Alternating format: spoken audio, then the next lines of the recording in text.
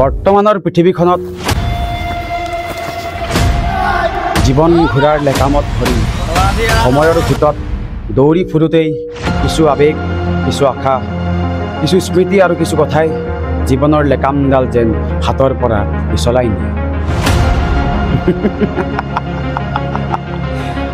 বন্ধুত্ব আৰু প্ৰেম এই দুয়োটাৰ নিচাই যেন ভাগৰুৱা কৰে। বন্ধুত্ব আৰু প্ৰেমৰ মাজত যেতিয়া আন নিচাৰ মাদকতাই থিতাপি লয়, তেতিয়া সেই দুয়োটা নিচাৰ মাদকতাৰ পৰা মুক্ত হৈ আন এক নিচাৰ প্ৰতি আসক্ত হওঁ। এই নিচাৰ মাদকতাই কাঠৰ ফুটনাৰ দৰে নচুৱাই এক নিচাসক্ত জালত আবদ্ধ কৰে, আৰু সেই জালৰ নাম নিষাক্ত জাল।